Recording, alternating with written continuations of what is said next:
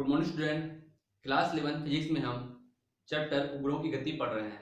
पिछली कक्षा में हमने प्लान वेग के बारे में पढ़ा था और कक्षीय चाल को भी पढ़ा था। आज हम प्लान वेग और कक्षीय चाल को और विस्तार से डिस्कस कर लेते हैं। पहले हम देखते हैं प्लान वेग का महत्व। हम जानते हैं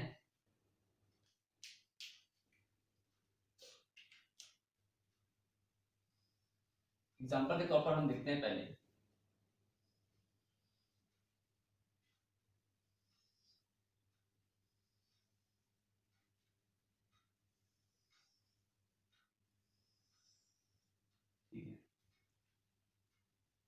हम जानते हैं पृथ्वी का जो प्लान वेग है वह आपका 11.2 किलोमीटर प्रति सेकंड है। ठीक है, ये मैं प्लान में लिख रहा हूं। मतलब किसी भी वस्तु को यदि हम 11.2 किलोमीटर से अधिक वेग से फेंकें तो वह पृथ्वी के गुरुत्वाकर्षण क्षेत्र, मान के चलिए ये आपका पृथ्वी का गुरुत्वाकर्षण क्षेत्र है, इससे यह बाहर चले जाता है। यहां पर पृथ्वी में जो है आपका वायुमंडल उपस्थित है। पृथ्वी में वायुमंडल उपस्थित है। ओके, लेकिन इस वायुमंडल उपस्थिति का कारण जो है, इसका कारण है गैसों का तापीय वेग प्लायन वेग से कम है। ठीक है, इसके वायुमंडल में जो गैस है, गैस के कण उपस्थित हैं, उनका तापीय वेग से तात्पर्य है कि ये गैस के अणु आपस में ही जो संघट होके या टकराने से जो वेग होता है, ठीक है, उनके मध्य वो आपका इसका वायुमंडल के वेग से कम है, जिसके कारण यह गैस के अणु इसकी पृथ्वी के जो क्षेत्र है, वायुमंडल का क्षेत्र, उसको या गुरुत्वाकर्षण का क्षेत्र को पार नहीं कर पाते हैं। ठीक है, पृथ्वी में जो गैस के अणु है, पृथ्वी पे जो गुरुत्वाकर्षण जो एरिया है उसको पार नहीं कर पाते हैं। कारण यह है कि इसका प्लान वेग का मान कम है। इसके विपरीत जस्ट आपका चंद्रमा पर, ये हमारा चंद्रमा है, ये हमारा पृथ्वी, चंद्रमा पर प्लान वेग का मान होता है 2.43 किलोमीटर प्रति सेकंड। यहां पर वायुमंडल अनुपस्थित होता है। कारण है इसका गैसों का तापीय वेग प्लान वेग से अधिक होता है। गैस के अणु आपस में टकराते हैं तो उनके मध्य इतनी गति होती है कि इनका जो प्लान वेग का जो मान है 4.2 किलोमीटर प्रति सेकंड, इससे अधिक होता है गैसों का तापीय वेग। तो यह पृथ्वी का मतलब जो ग्रेविटेशन का जो एरिया है उस पर ठहर ही नहीं पाते हैं, यह बाहर की तरफ चले जाते हैं। ओके, यदि इसका मान इसके मान से कम होता तब चंद्रमा पर ही वायुमंडल उपस्थित होता है। जैसे जैसे आकार बढ़ता है, चंद्रमा का आकार छोटा है, पृथ्वी का आकार बड़ा है, इससे बड़ा आपका फिर हम यहां पर देते हैं एग्जांपल के तौर पर बृहस्पति, जुपिटर।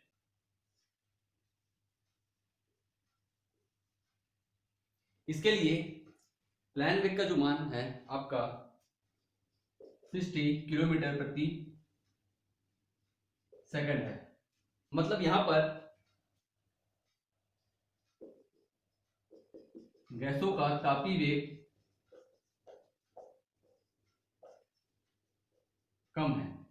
ठीक है, जिसके कारण गैस इसके गुरुत्वीय क्षेत्र से बाहर नहीं जाते हैं, और यही कारण है कि बृहस्पति के चारों तरफ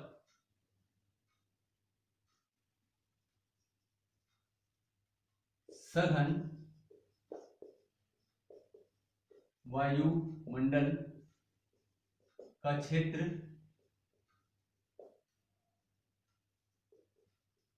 पाया जाता है। ओके,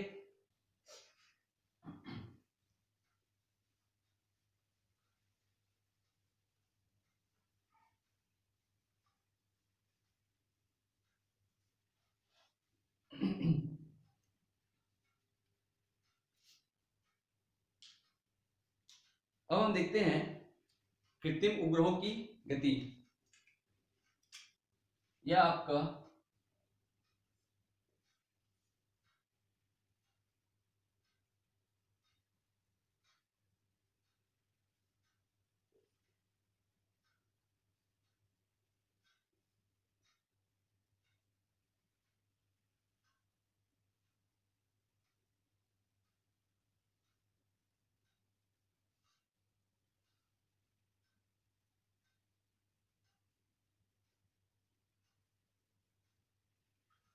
ठीक है, यह आपका मान के चलिए एक सैटेलाइट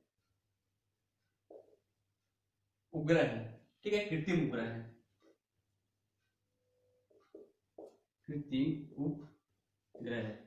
इसमें आपका ये जो ऊपर वाला जो पोर्शन है यही आपका मेन चीज है, ठीक है। ये तो फिर इसको प्रेक्षित करने के लिए आवश्यक है।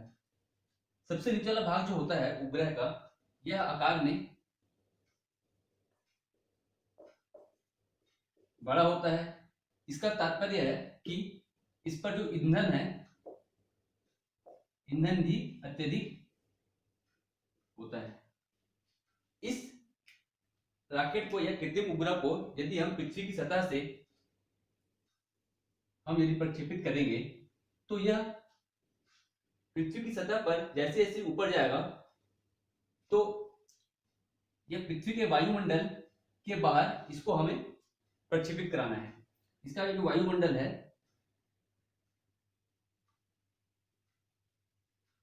ये, इसके वायुमंडल के बाहर यह प्रक्षेपित कराना है हमको। इस प्रकार यह घूमते रहेगा। सबसे पहले क्या होता है कि यह नीचे वाला भाग में दहन होता है और जब तक इसका दहन ईंधन होता है, ठीक है, ईंधन दहन होता है तब तक यह गति करता है। और जैसे ही इसका ईंधन खत्म हो जाएगा वैसे ही यह भाग हट जाएगा और फिर इस सेकंड वाले भाग का ईंधन दहन चालू होगा। पहला वाला का ईंधन जैसे ही खत्म होता हुआ अलग होकर बाहर हो जाता है उससे। उसके बाद फिर यह सेकंड वाला जो ईंधन है, रॉकेट का जो पार्ट है मध्य वाला, यह फिर दहन करना चालू होता है।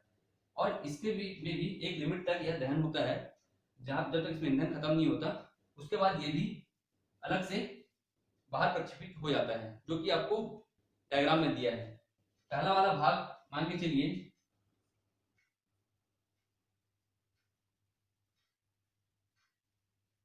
इस प्रकार प्रक्षेपित हुआ। फिर दूसरा वाला भाग आपका इस प्रकार, तीसरा वाला भाग, और लास्ट में यह जो भाग है ऊपर का उपग्रह, यह फिर इस उपग्रह को हम एक अलग अरेंजमेंट करके इसको हम जो यह ऊर्ध्वाधर दिशा में जो गति कर रहा है इसको हम क्षैतिज दिशा में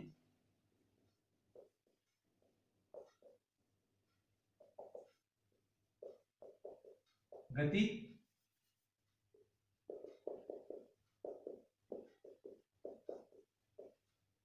इसको हम क्षैतिज दिशा में हम गति कराते हैं। यहां पर इसका जो क्षैतिज वेग जो है,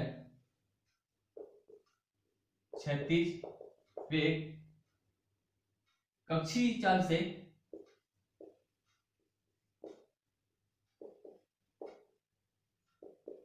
के बराबर या अधिक होना चाहिए। ओके, यदि मान के चलिए क्षैतिज चाल कह सकते हैं, ठीक है, क्षैतिज चाल जो है कक्षीय चाल से अधिक है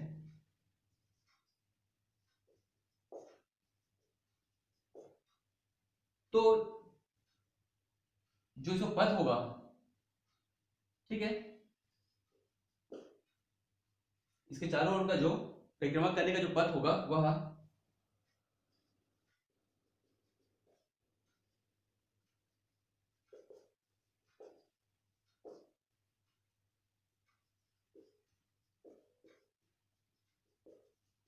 दीर्घवृत्ताकार होगा।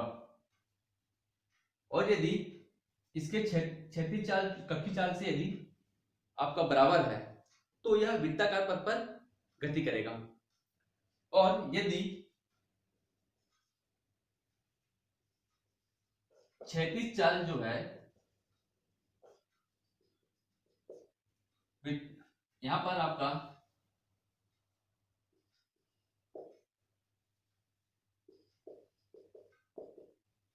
पलायन वेग से अधिक हो तो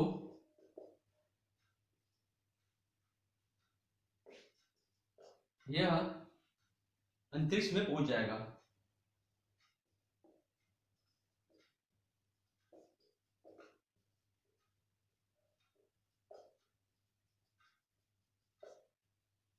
ओके,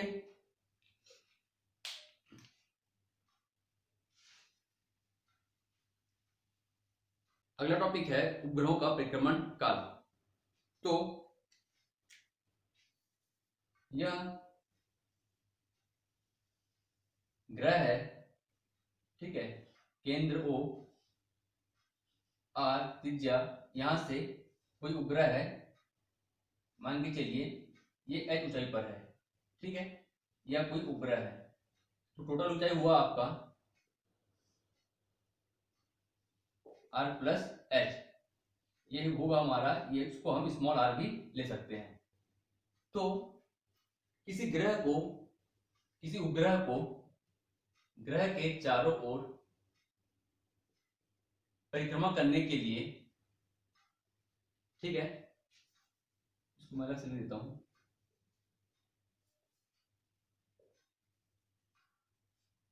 ये है आपका r प्लस h। किसी उपग्रह को ग्रह के चारों ओर परिक्रमा करने के लिए जो समय लगता है उसे हम उपग्रह का परिक्रमण काल कहते हैं। माना, ठीक है, माना उपग्रह का जो चाल है v है और परिक्रमण काल जो है समय लगा हुआ आपका t है। तो हम लिख सकते हैं t equal to 2 pi r by v। 2 pi r मैंने इसलिए लिया क्योंकि वृत्त का परिधि के इक्वल आपका डिस्टेंस तय करेगा। यहां पर हम v equal to gm upon r, ये हमने पढ़ा है कक्षीय चाल के लिए। ओके, इसका मान हम यहां रख देंगे, v इक्वल टू, या v का मान समीकरण 1 में रखने पर यह जो है उपग्रह आपका इस कक्षा में परिक्रमा करेगा। तो हम यहाँ पर कक्षीय चाल लेंगे जो कि v0 equal to gm upon r है। यहाँ पर जब हम मान रखेंगे तो हमको मिलेगा t equal to 2 pi r upon gm equal बटा r, ठीक है। इस r को मैं यदि मैं वर्ग करूं तो मैं एक वर्गमूल लगा दूं तो इस r के मान में कोई परिवर्तन नहीं होगा। तो इस r को मैं 2 pi r t equal to 2 pi r का स्क्वायर और रूट अंडर दोनों में लिख सकता हूं gm अपॉन r। ओके, अब हम लिखेंगे इसको 2 पाई r क्यूब, r और r स्क्वायर r क्यूब हो गया, ये हुआ gm। ये जो r है ये आपका इससे दोनों का बीच का दूरी है, तो इसको हम लिखेंगे r equal to r plus h होता है। तो मान रखने पर t इक्वल टू मिलेगा 2 pi r plus h cube upon GM. GM का वैल्यू हमने पढ़ा है जी आर स्क्वायर होता है। ठीक है, यहां पास मान रख देंगे। मान रखने पर उपरोक्त समीकरण में हमको मिलेगा t equal to 2 pi root under r plus h का क्यूब अपॉन जी आर स्क्वायर।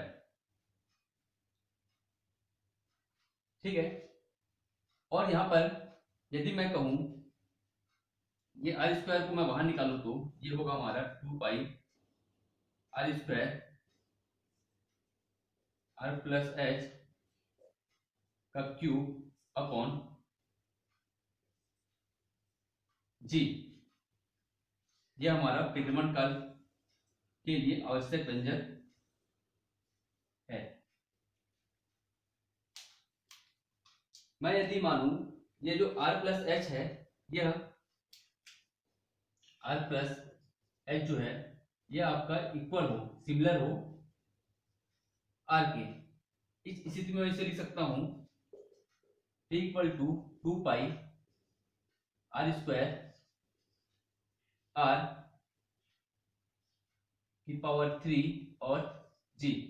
यदि मैं यह मानूं कि जो उपग्रह है वह बहुत ही समीप हो पृथ्वी के या ग्रह के, ठीक है, उस स्थिति में r प्लस एच हम r के सिमिलर हम लेते हैं। यहां पर से इस r को यदि मैं अंदर करूंगा तो सॉरी यहां पर स्क्वायर नहीं आएगा। इस r को यदि मैं अंदर करूं तो हमें प्राप्त होगा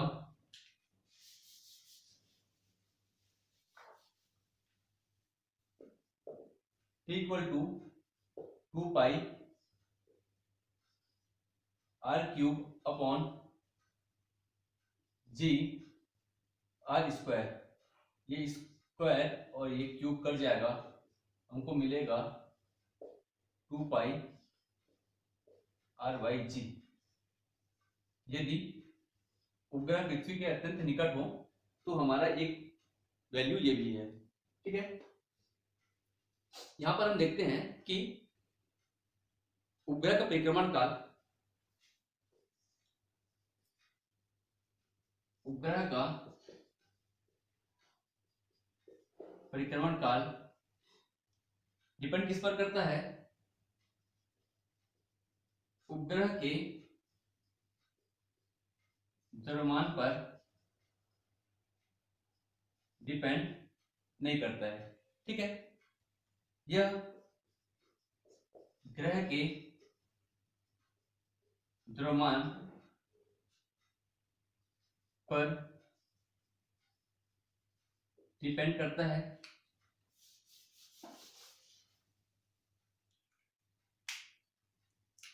ग्रह का द्रव्यमान अधिक तो परिक्रमण काल भी अधिक होगा। और ग्रह की ऊंचाई यदि सतह से ग्रह की जो ऊंचाई, उपग्रह की ऊंचाई यदि अधिक हो तो परिक्रमण काल का भी समय आपको अधिक लगेगा।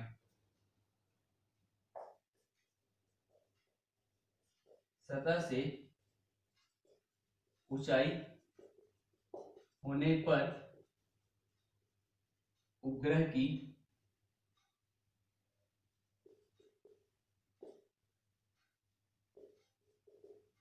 ठीक है, सतह से यदि उपग्रह की ऊंचाई अधिक हो तब भी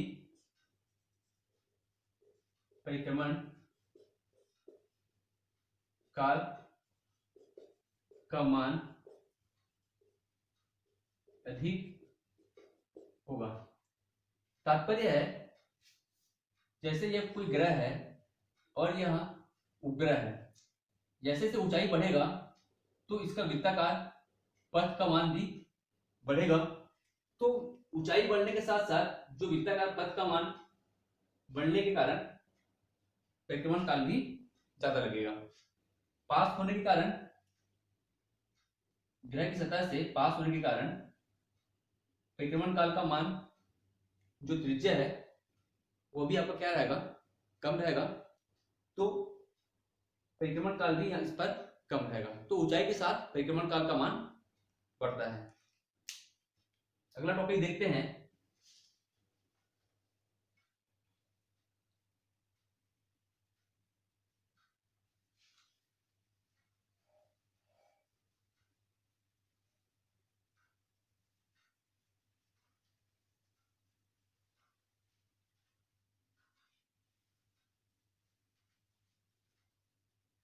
प्लायन वेग और कक्षीय वेग चाल में संबंध।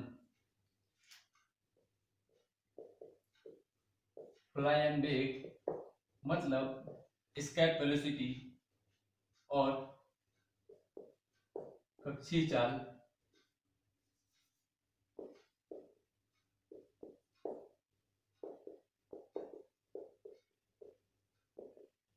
में संबंध। प्लायन वेग का मान जो था वह हमें प्राप्त हुआ था 2g/r और कक्षीय चाल मतलब ऑर्बिट वेलोसिटी, ठीक है, ये हमको प्राप्त हुआ था √g/r। इसको यदि मैं समीकरण नंबर 1 दूं, इसको यदि मैं समीकरण नंबर 2 दूं और मैं दोनों को यदि भाग दूं, समीकरण 1/2 करने पर मैं क्या लिख सकता हूं, VE/V0 इक्वल टू √2gr/gr। ये gr और ये gr कट जाएगा, हमें मिलेगा VE/V0 इक्वल टू √2। और एक और संबंध हम निकाल सकते हैं, VE इक्वल टू √2v0, मतलब प्लायन वेग का मान कक्षीय चाल का √2 गुना होता है। प्लायन वेग बराबर √2 गुना कक्षीय